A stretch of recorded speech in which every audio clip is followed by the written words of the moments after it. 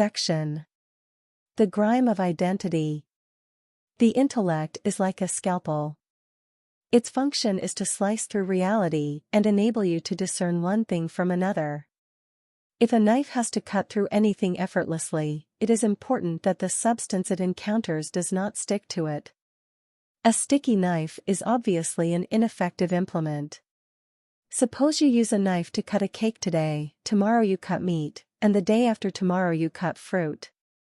If all these residues were to stick to the knife, it would turn over time into a useless instrument. You've probably experienced this already. If you cut mangoes or apples after cutting an onion, everything tastes like onion. Such a knife becomes more of a hindrance than a help. In other words, once your intellect gets identified with something, it gets chained to the identifications, and leaves you with a completely distorted experience of the world. Once it happened, for political reasons, Akbar, the great emperor, was separated in his infancy from his mother. Another woman who had a child of her own was brought in to nurse him. This woman breastfed Akbar, and was later offered a reward for her services. Her boy, who was still a child, slightly older than Akbar, was allotted a few villages and was made a small ruler. Many years later, Akbar was crowned emperor. But this boy, who lacked the intelligence and capability required of a ruler, squandered all his resources, lost all that was given to him, and grew impoverished. One day, when he was about 32 years of age, a grand idea occurred to him. He thought, since the emperor and I drank the same mother's milk, we are brothers. And since I was born first, I am the elder brother. With this idea planted firmly in his head, he went to Akbar and told him the same story. See, we are brothers, and I am elder to you. But look at my sorry state, I am poor, you are an emperor. How can you leave me like this? Akbar was deeply moved. He welcomed him, set him up in the palace, and treated him like a king. The man was not accustomed to the ways of the court, and committed many stupid blunders. But the generous Akbar kept saying, he is my elder brother. We have drunk the milk of the same mother. He introduced him to everybody as his elder brother.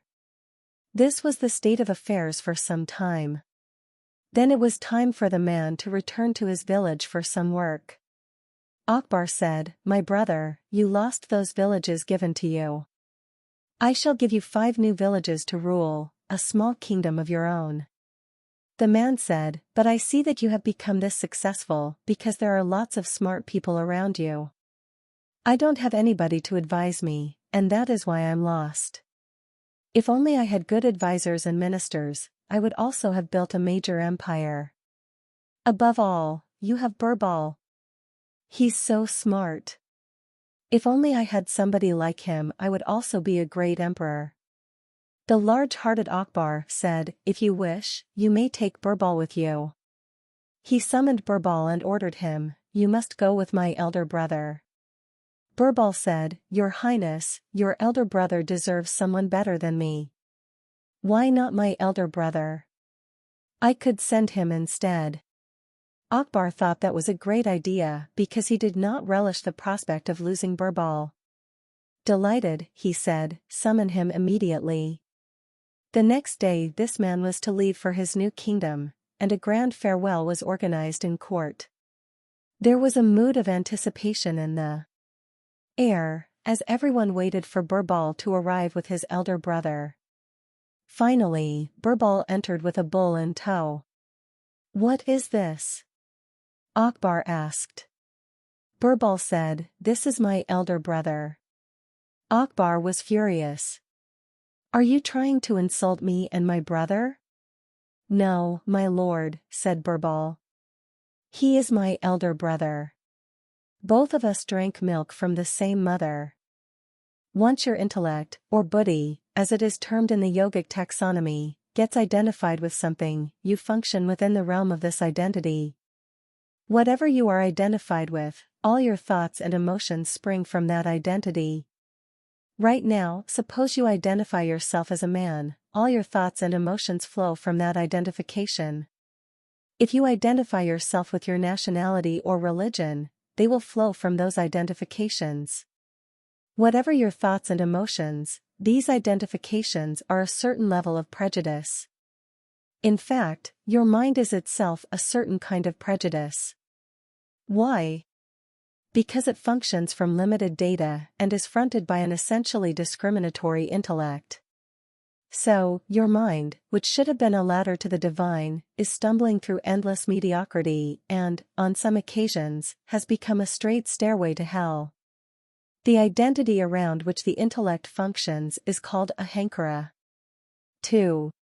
Continue with the earlier knife analogy, the hand that wields the knife is identity. Or in other words, it is your identity that manages and determines your intellect. When you use a knife, it is important not just to have a sharp blade, but a stable hand to hold it. Without a stable hand, you can end up cutting yourself in a million different ways. Most of the suffering human beings undergo is not because of external situations. What is inflicted on them from the outside is minimal, the rest is all self-help. Once you are identified with something that you are not, the mind is an express train that cannot be stopped. If you put the mind on full steam and want to apply the brakes, it will not work. But if you are able to disentangle yourself from everything that you are not, if you disidentify, as it were, you will see that the mind turns just blank and empty. When you want to use it, you can; at other times, it will simply be empty, devoid of all psychological clutter. That is how it should be. But right now, you are identified with so many labels, and at the same time you are trying to stop your mind. This will simply not work. Irrespective of what you think you are, when death confronts you, every identification falls away. If human beings learned to drop these voluntarily, life would be blissful. If you do not encumber your intellect with any identifications, body, gender, family, qualifications, society, race, caste, creed, community, nation, even species, you travel naturally toward your ultimate nature. If not, death will demolish it all anyway. You need have no doubt about that. If you employ your intelligence and make an attempt to reach your ultimate nature, this is called jnana yoga, or the yoga of knowing. Jnana yogis cannot afford to identify themselves with anything. If they do, that is the end of their journey. But unfortunately, what has happened to jnana yoga, at least in India, is that its proponents entertain several beliefs. I am the universal soul, the absolute, the supreme being, they know it all, from the arrangement of the cosmos to the shape and size of the soul. They have read all these things in a book. This is not jnana yoga. Any information you have about that which is not a living experience for you, is irrelevance. Maybe it is very wholly irrelevance, but it does not liberate you, it only entangles you. On a certain day, a bull was grazing on a field. He went deep into the forest, and after weeks of grazing on lush grass, became nice and fat. A lion, who was past his prime and having difficulty hunting his prey, saw this nice fat bull, pounced on him, killed him, and ate him up. His stomach became full. Then with great satisfaction, he roared. A few hunters were passing by. They heard the roar, tracked him down, and shot him dead. Moral of the story: when you are so full of bull you should not open your mouth. Very few people have the necessary intellect to pursue jnana yoga 100%. Most need a huge amount of preparation. There is an entire yogic process to make your intellect so razor sharp that it does not stick to anything. But it is very time-consuming because the mind is a tricky customer, it is capable of creating a million illusions. Jnana yoga as a part of your spiritual pursuit is a workable proposition. As an exclusive path, it is only for a very rare few. Sadhana. Just sit alone for an hour. No reading, no television, no phone, no communication, nothing. Just see in the course of this hour what thoughts dominate your mind, whether it is food, sex, your car, your furniture, your jewelry, or anything else. If you find yourself thinking recurrently about people or things, your identification is essentially with your body. If your thoughts are about what you would like to do in the world, your identification is essentially with your mind. Everything else is just a complex set of offshoots of these two aspects. This is not a value judgment. It is just a way of knowing what stage of life you're at. How quickly you want to evolve depends on your own choices. Section. Soak the intellect in awareness. In the yogic system of classification, the mind has 16 dimensions. These 16 fall into 4 categories. There is the discerning, or discriminatory, dimension of the mind or the intellect, buddhi, the accumulative dimension of the mind, or memory, manas, which gathers information, and what is called awareness, chit, which is beyond both intellect and memory. The 4th dimension, ahankara, we discussed earlier, the aspect of the mind from which you derive your sense of identity. The 1st dimension, the intellect, buddhi, is crucial for your survival. You are able to discern a person from a tree only because your intellect is functional. You know that you must walk through the door, not through the wall, only because your intellect is functional. Without this dimension of discernment, you would not know how to survive on this planet. On more complex and sophisticated levels, the intellect has contributed immeasurably to human culture and civilization. The problem of our times, however, is that the intellect has taken on a disproportionately important role. Modern education has encouraged a completely lopsided development of this aspect of the mind. The essence of the intellect is to divide. So humanity has embarked on a journey of wholesale division, discrimination, and dissection. We have split everything. Even the invisible atom has been split. Once you unleash the intellect, it splits everything it encounters. It does not allow you to be with anything totally. Although it is a wonderful instrument for survival, it is also at the same time a terrible barrier that stands between you and your experience of the oneness of life. How do we address this problem? Yoga offers us a way. In our times, it is not just a useful strategy, it is perhaps our only chance of reversing a journey that seems to be taking us headlong towards self-destruction. The intellect is becoming a barrier because you keep it constantly dipped in the accumulative part of the mind, your memory, manas. Examine this for yourself. You will find that every thought that arises in the mind has its roots in data you have already accumulated. The data may be gathered consciously or unconsciously. In any case, this basically means your intellect is perpetually immersed in the past. In such a state, nothing new is now possible. And so, the intellect loses its edge and becomes a trap.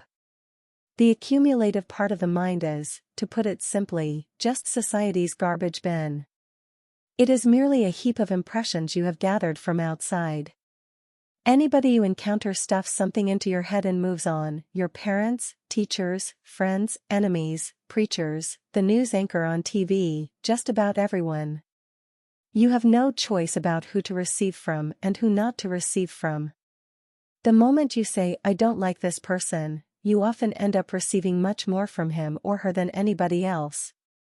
You have the ability to process the information you receive, but that is all. Your ability to merely recycle the garbage you have picked up is what the mighty intellect has been reduced to. The blitzkrieg of information that your mind receives daily enters you only through your 5 sense organs. Your sense organs, as we have seen before, always perceive everything only in comparison. Where there is comparison, there is always duality. Suppose I were to show you my hand. While you are able to see one side, you cannot see the other. If I were to show you the other side, you would not be able to perceive this first side. Human perception through the sense organs is always piecemeal.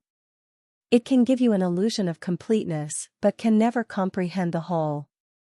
When you keep your intellect dipped in this limited, fragmented, accumulative dimension of your mind, you draw conclusions about life that are completely distorted. The more people become engrossed in thought, the more joyless they become. It is unfortunate. But let me be clear, thought in itself is not a problem. People who think with clarity should be joyful. Unfortunately, for many people, the more they think, the more incapable they become of smiling. The problem is just that they have enslaved their faculty of discernment to the limitations of their sense perception. But the same intellect can be sharpened if you allow it to soak in the other aspect of your mind, your awareness, chit. If you want to reach your ultimate nature through the mind, you need to make the intellect truly discriminatory, in the ultimate sense. This does not mean dividing everything into good and bad, right and wrong, high and low, heaven and hell, sacred and profane. Instead, all it means is learning to discern the real. From the illusory, what is existentially true from what is psychologically true. If you soak your intellect in your awareness, the discerning dimension of your mind can turn into a miraculous tool of liberation. It can become razor sharp, slice through what is true and untrue, and deliver you to a different dimension of life altogether. Learn to place your intellect in the sheath of your awareness rather than in the sack of memory and identification. Once you do, this tremendous instrument can cut its way effortlessly toward the ultimate. Sadhana. If you consciously walk a tightrope, you have no choice but to be aware. If your intellect is constantly choosing between good and bad, it has become a prejudiced intellect. And when it is busy sorting the world into good and bad, you will most definitely fall off the tightrope. Don't take the tightrope literally. You could just try bringing a certain precision into the physical movements of the body. If you have a hatha yoga practice, it should happen anyway. For instance, if you see a straight line on the floor, try walking in perfect alignment with that line, maintaining an easy gait. This is not about becoming self-conscious, but about becoming precise or exact. Try this with your body and see. Bring precision into every movement, every gesture. This is one way of dipping your intellect in awareness. Section. Awareness is aliveness. What do we mean by the word awareness, anyway? What does it signify? And how can we access it? First and foremost, let us make an important distinction: awareness is not mental alertness. Mental alertness will only enhance your ability to survive in the world. It is a dog-like alertness, useful in self-preservation, but not in self-expansion. Awareness is not something that you do. Awareness is what you are. Awareness is aliveness. The dimension of the mind that modern societies have completely ignored at their own peril is awareness, or chit. This is intelligence that is completely unsullied by memory. This is the deepest dimension of the mind and one that connects you with that which is the very basis of creation. When you are in touch with this dimension, you are in a state of heightened awareness, which allows you to be fully conscious and intoxicated at the same time, and with no external stimulus whatsoever. When you learn to access chit, being blissful is entirely natural. Sleep, wakefulness, death, these are all just different levels of awareness. Suppose you were dozing and somebody shook you awake. Boom! The whole world comes back in a single moment. That is not a small thing. You recreated the whole of existence instantly. The world, which was obliterated in your experience, pops back. Not in 7 days. In just a moment. How do you know whether the world exists or not? Only by your experience. There is no other proof. So, awareness is that which can either create or obliterate this existence. That is the magic of awareness. You can pitch your awareness up to different levels. As you notch it up further and further, whole new dimensions of existence open up in your experience. Worlds that nobody had imagined in their wildest possible dreams become a living reality for you. When you are asleep, the world does not exist because you are largely unaware. But even in sleep, you are not completely unaware. The difference between a sleeping person and a dead person is one of awareness. Similarly, between a wakeful person and an awakened or enlightened person, there is a difference. An awakened person sleeps too, but has managed so much awareness that some part of him or her does not sleep. The sense organs shut down, the body rests a bit, but everything else is on. This is because awareness has been notched up to another level. Awareness is a process of inclusiveness, a way of embracing this entire existence. You cannot do it, but you can set the right conditions so that it happens. Don't try to be aware. It will not work. If you keep your body, thought, emotion, and energies properly aligned, awareness will blossom. You will become far more alive than you are right now. When you are consciously in touch with your awareness, you gain access to the subtlest dimension of physicality, or Akash. As we have seen before, the universe is just a play of 5 elements: water, fire, earth, air, and ether. Creation is just a frolic of these 5. It is ether that we refer to as Akash in yogic terminology, and each human being has a certain dimension of this 5th element around him or her. While the other elements are within the body, the Akashic, or etheric, dimension envelopes the physical body, usually up to a distance of 18 to 21 inches. Because this element is still physical, it carries information. Anything that happens at a certain level of intensity or profundity in your life is written into this field of Akash around you.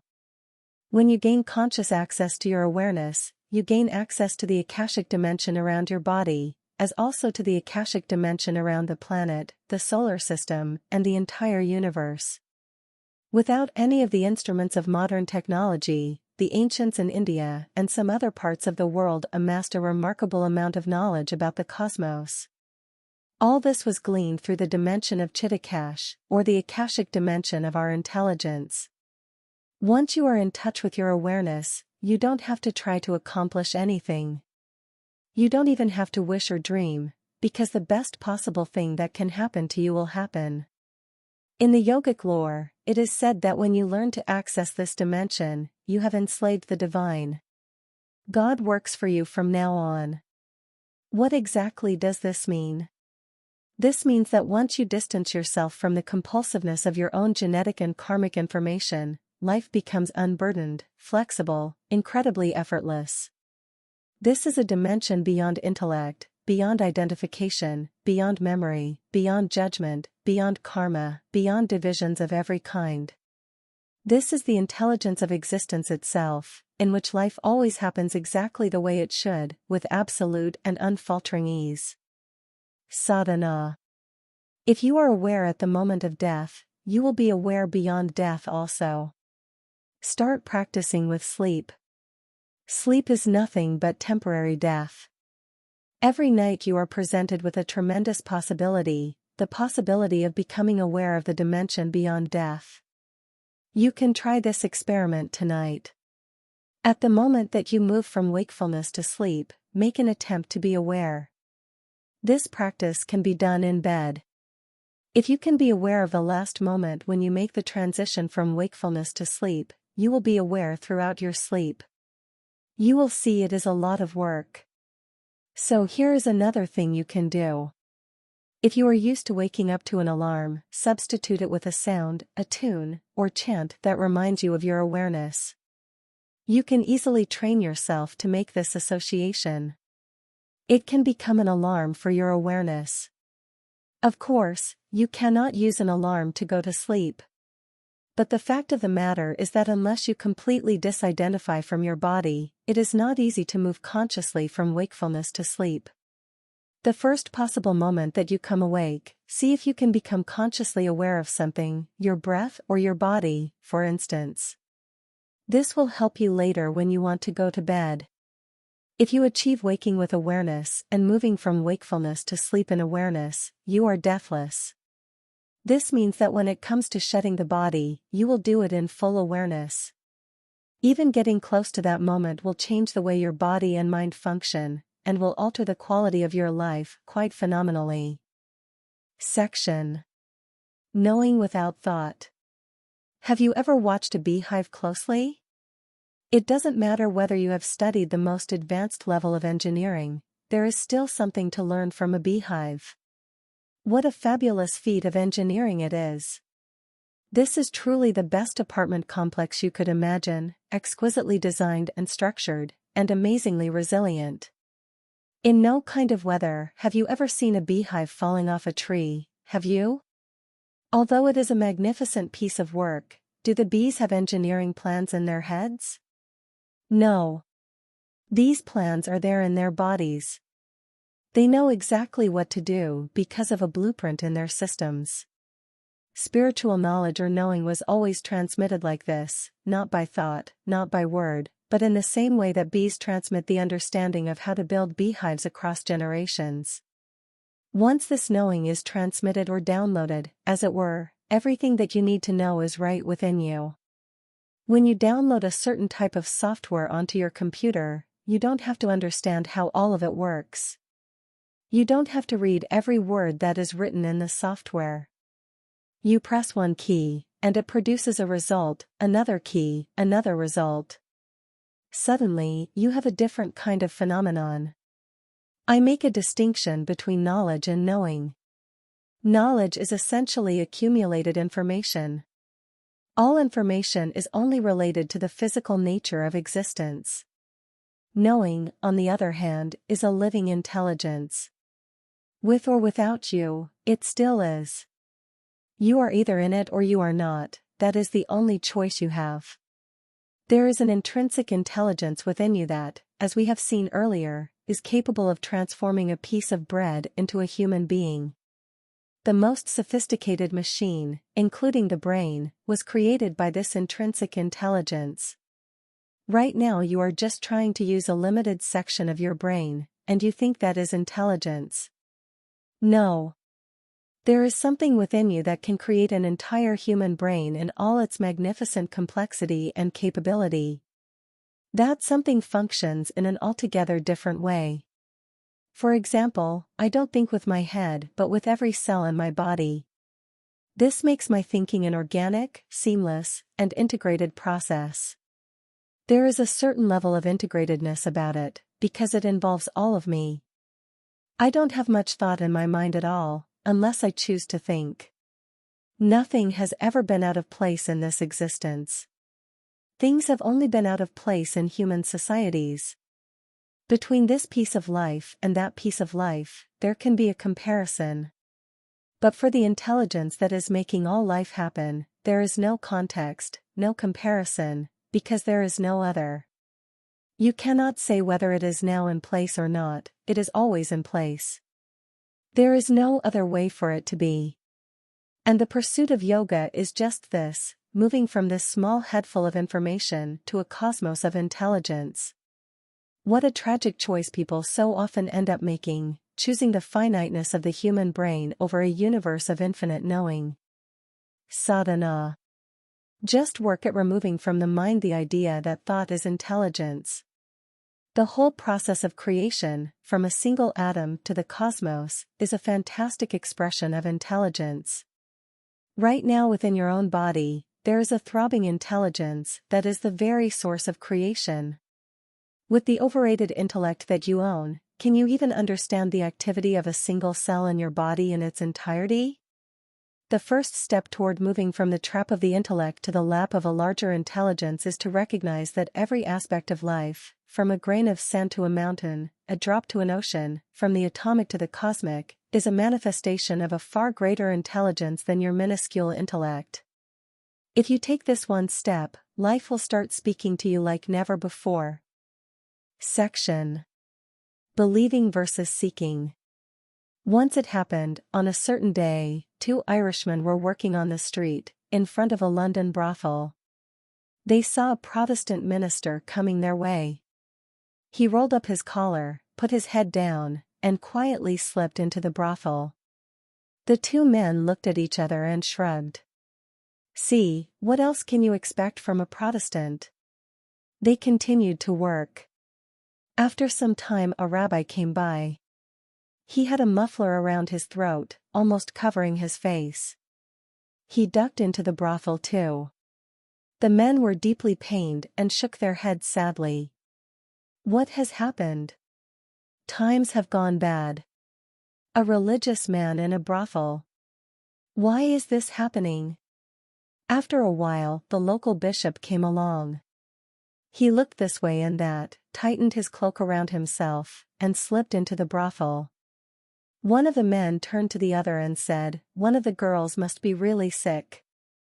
The moment you get strongly identified, you lose your perspective on life. Ideas of good and bad, right and wrong, are all your mental constructs. They have nothing to do with life as such. What was considered to be moral 100 years ago is intolerable today. What you think is very good, your children despise. Your ideas of good and bad are just a certain level of prejudice against life. The moment you get identified with your limited ideas of morality, you become completely twisted. Your intellect functions around these identifications in such a way that you never see the world as it is. If you want an element of spirituality to enter your life, the first thing you must do is drop these rigid ideas of virtue and vice, and learn to look at life just the way it is. One of the biggest problems in the world today is that right from a person's childhood, an inflexible system of morality has been imposed on the mind. Whatever you consider good, you naturally get identified with it. Whatever you consider bad, you are naturally repelled by. This attraction and aversion is the basis of all strong identification. The nature of your mind is that whatever you are averse to dominates it. Moralists and preachers have for generations told humanity to eschew evil thoughts. That is a surefire strategy to achieve the reverse. Now, if you try to resist that supposedly evil thought, it becomes a full-time job. There is nothing else going on in your head. The idea of moral superiority has been the source of too many inhuman acts to be ignored. Most people who believe they are virtuous are hard to live with. Besides, they spend most of their lives trying to avoid what they consider wrong or sinful. That usually means they are constantly thinking about it. Avoiding something is not freedom from it. Such morality is based on exclusion. Spirituality, on the other hand, is born of inclusion. The essential nature of our humanity has been so suppressed and distorted that the substitute of morality has been brought in to bring some order and sanity to our lives. This has happened because we have not done anything to keep our humanity active. If your humanity were active, there would be no need for morality at all. Morality always differs from person to person, according to time, place, situation, and convenience. But wherever humanity has found its expression, at any time in history or in any culture in the world, it has always been the same and will always be. On a superficial level, in terms of our values, morals, and ethics, each one of us may be different. But if you know how to pierce a person deep enough to touch this humanity, each one of us is the same. To impose morality, you don't need any involvement with people, you just have to dole out the diktats. Be good, speak kindly, if you speak in anger, the consequences will be dire, and so forth. But if you want to kindle the humanity in a person, it takes much more involvement. It means giving yourself. Morality is worthwhile because it helps ensure social order, but it is capable of wreaking inner havoc. Since nobody can live by the morals prescribed by most religions, most of humanity lives in a state of perpetual guilt, shame, and fear. This is a tragically crippled existence. Humanity will also bring social order, but it requires no external enforcement whatsoever. Make a list of all the things that the major religions of the world call a sin, and you will find that just to be alive is a sin. If you are born, it is a sin. If you menstruate, it is a sin. If you copulate, it is a sin. Forget all this, even if you so much as eat a chocolate, you could commit a sin. Since the very process of life is a sin, you live in perennial guilt and terror. If people were not so racked by fear and guilt, the temples, mosques, and churches in the world would not be as congested as they are now. If you were naturally joyful, you would go and sit on the beach, or listen to the whisper of the leaves on the tree. Only because religions have instilled such a sense of fear and shame are you ashamed of your very biology. Now you have to go to some place that is considered holy to wash it off. People will always find ways to subvert values, morals, and ethics. But when you are naturally joyful, you are naturally pleasant with the world around you. Spirituality does not mean moving away from life, it means becoming alive to the core, in the fullest possible way. With age, physical agility may diminish, but the level of joy and aliveness need not. If your level of joy and aliveness is declining, you are committing suicide in installments. Unfortunately, all kinds of belief systems are passed off as spirituality today. The spiritual process is always a quest.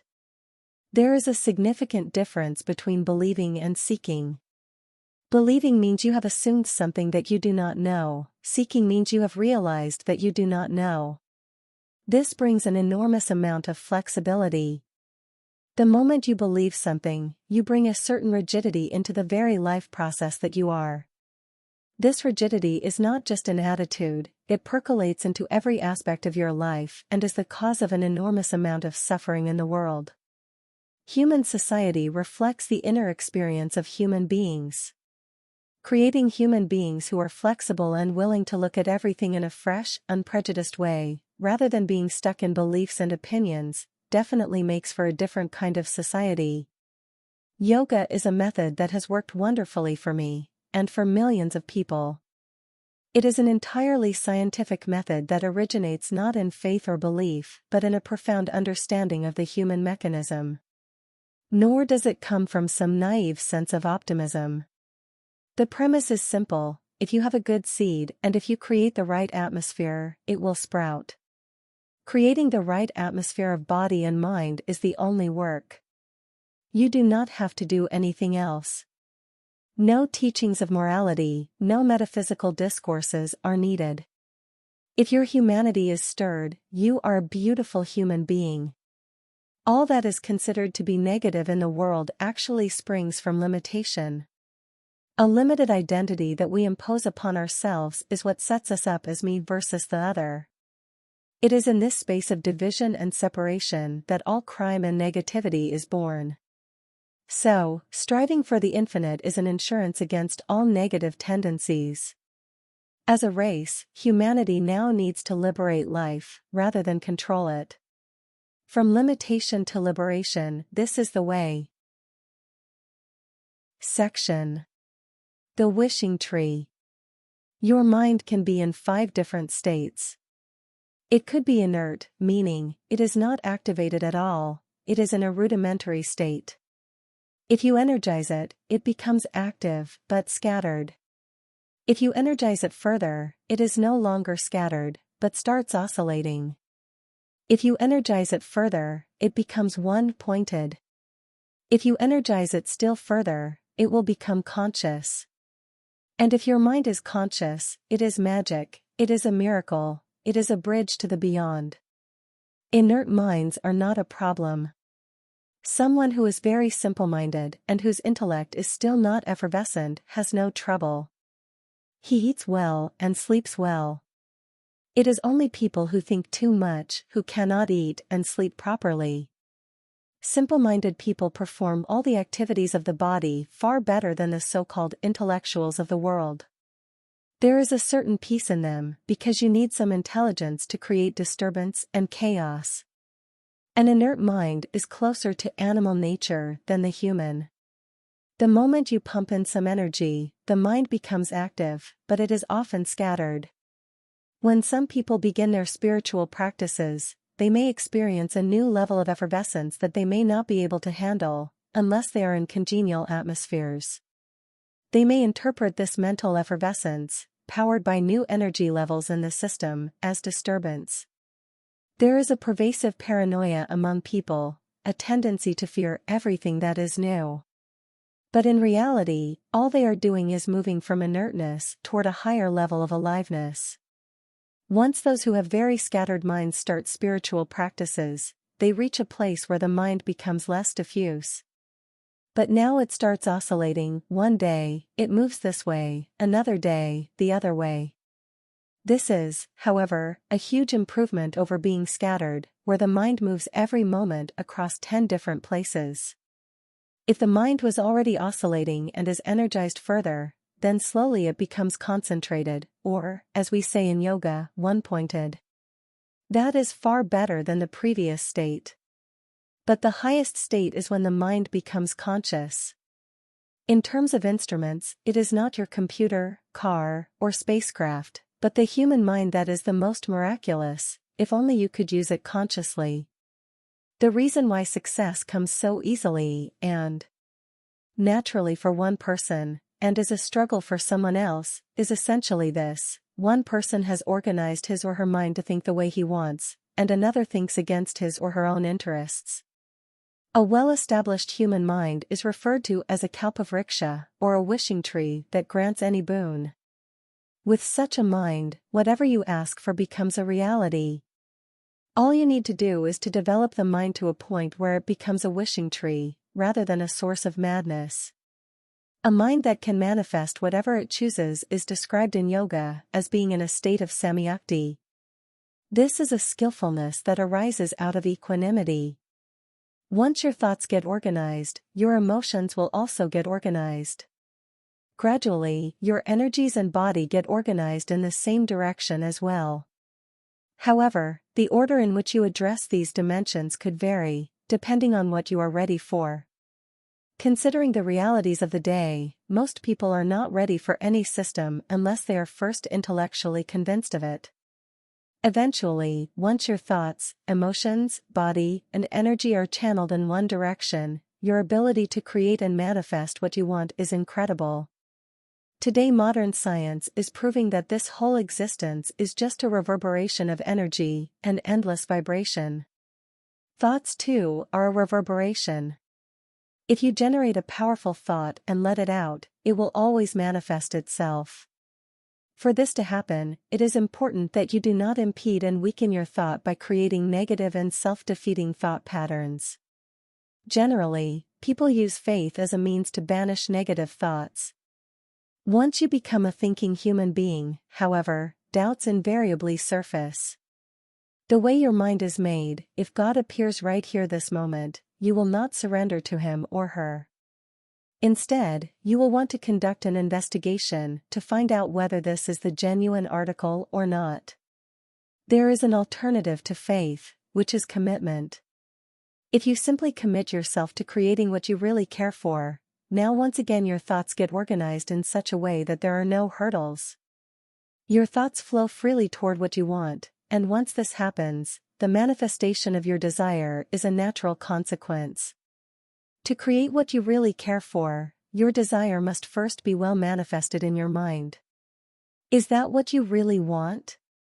Think this through carefully. How many times in your life have you thought, "This is it"? The moment you got there you realized that was not it at all. So, first explore what it is that you really want. Once that is clear and you are committed to creating it, you generate a continuous process of thought in that direction. When you maintain a steady stream of thought without changing direction, it will manifest as a reality in your life. There are yogic processes by which you can touch another dimension of intelligence, unsullied by memory, called chit, which we have mentioned earlier. Realizing the power of chit is called chit shakti, a simple and powerful process through which you can access the very source of creation within you.